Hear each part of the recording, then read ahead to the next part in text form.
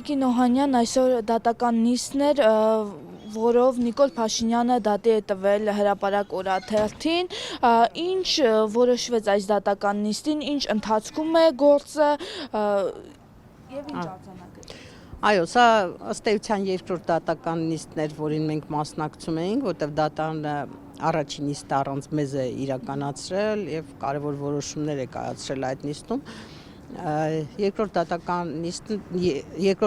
նիստն էր, որի ժամանակ մեր փաստաբանը ներկայացրեց, որ ինչ որ նյութերին հասանելիություն չի ունեցել դատական գործի եւ ժամանակ է հարկավոր, որպեսզի մենք ծանոթանանք այդ նյութերին եւ փաստաբանը պատրաստվում է ինքնաբացարկի միջնորդություն ներկայացնել դատավորին։ Բանն այն է, որ դատարանը կանխակալ վերաբերմունք ունի եւ այդ վերաբերմունքը հենց առաջի օրվանից երևում է։ Մենք առաջի դատական նիստին ցավոք սրտի ծանոթում չէինք ստացել եւ բացակայել ենք այդ նիստին եւ մեր բացակայությամբ դատարանը արդեն որոշումներ էր կայացրել այդ խնդիրը։ Երբ որ ծանոթում չեն ուղարկում եւ առանց ձեզ է դատական նիստը կայանում։ Գիտեք, ուրեմն մի հատ 2 տարի առաջ մի օրենք են ընդունել, որով էլեկտրոնային ծանոթումները համարում են պատշաճ ծանոթում եւ էլեկտրոնային ծանոթումը ցավոք սրտի մենք վրիպել է մեր աչքից, մենք չենք նկատել եւ բայց դա պատճառ չէր, որպեսզի դատական նիստը իրականացվեր։ Դատարանը, եթե պարկեշտ դատարան է, անաչառ դատարան է, պետք է այդ օրը հետաձգեր նիստը եւ սպասեր մինչեւ որ պատասխանողը ներկա կլինի, բայց ցավոք սրտի դատարանը շտապում է եւ այսօր էլ է շտապում, շատ արագ ուզում են վճիռ կայացնել եւ երևի հոգին ազատել, հա, այս գործից ու ինքն էլ արդեն ունի վճիռ ըստ էության կայացրած, դա է պատճառը, որ այդպես բան է անում։ Բայց ես կարծում եմ, որ եթե մի քիչ նորմալ դատական համակարգ ունենայինք մենք, սա շատ լավ առիթ էր, որպեսզի դատարանը ցույց տար իր անկախությունը, իր անաչառությունը եւ ակնհայտ է, որ այս հայցի մեջ չկա հիմք, չկա որևէ պատճառ, որպեսզի այդ հայցը բավարարվի, բայց պարզ է, որ մենք այնպիսի երկրում ենք ապրում, որտեղ վարչապետի հայցերը որպես կանոն բավարարվում են եւ չեն կարող մերժվել, այսպես ասենք, նույնիսկ եթե ամենաանհեթեթ ձևակերպումներով հայցեր են ներկայացվում դատարան։ Տիկին Օհանյան, կնշեք նաև ինչի համար է դատի տվել Նիկոլ Փաշինյանը հրապարակ թերթին։ Ես մի կարճ ներկայացնեմ, դեռ անցած տարվա մայիսին, երբ որ ինքը սկսեց ստատուսներ գրել եկեղեցու հոգևորականների վեհափառին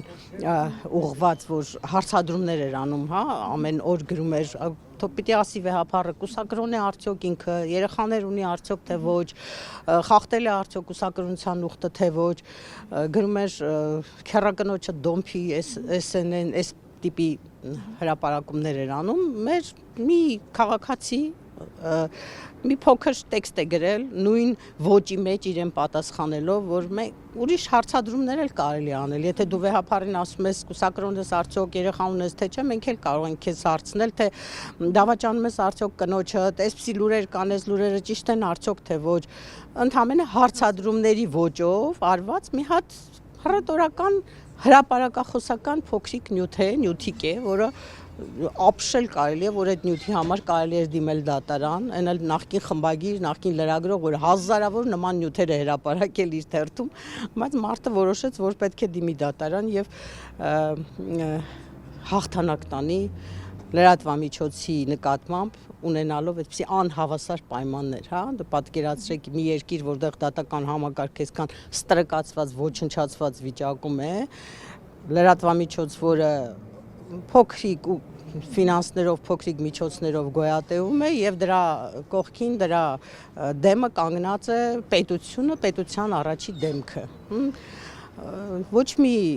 մեր երկրի ոչ մի ղեկավար իրեն թույլ չի տվել դիմել դատարան որևէ լրատվամիջոցի դեմ, սա աննախադեպ մի հատ process է, ու այս իշխանությունը լիքը ցենց աննախադեպ բաներ արեց, էլի, դատական հայցեր, ճնշումներ, խոսքի համար մարդկանց բերդ տանել, այդ բոլորը մենք տեսնում ենք այս տարիներին, թե ինչ է կատարվում։ Այս հարցադրումի համար դատարանը բավարարի միջնորդությունը եւ Նիկոլ Փաշինյանը, հա, հաղթի այս դատական նիստում, սա չի նշանակում, որ վտանգվում է խոսքի ազատությունը եւ մնացած լրատվամիջոցները ինչ խնդրի առաջ են կանգնում։ Ես չեմ կարծում, որ հենց այս դատական նիստով կամ այս դատանի որոշմամբ է ինչ-որ բան որոշվելու մեր երկրում, որովհետև հիմա եթե նկատել եք մեր լրատվամիջոցները, լրագրողները շատ ավելի համարձակ են դարձել, շատ ավելի ճակերտների մեջ ասած անթույլատրելի հարցադրումներ են անում նույն Նիկոլ Փաշինյանին, հա, եւ պարզ է, որ այս երկրի վիճակը ամենաշատը ցավով տանում են լրագրողները, լրատվամիջոցները եւ ամենաշատը պայքարում են հենց լրատվամիջոցները այս իշխանությունների վարքու բարքի պահվածքի քաղաքականության դեմ։ Ուզում եմ ասեմ, այդքան մի չափազանցրեք այս հայցը ու դրա հետևանքներն էլ պետք չի չափազանցնել, այդ հայցը նույնիսկ եթե ի վնաս մեզ որոշում կայացվի, դա նույնիսկ հրապարակի գործունեության վրա չի ազդելու ուր մնաց թե այլ լրատվամիջոցների վրա, այնպես որ սա հերթական սիմ փորձն է ճնշել, սահմանափակել խոսքի ազատությունը չի ստացվելու, որովհետև հիմա տեսնում եք էլի մարդիկ նույնիսկ բանտից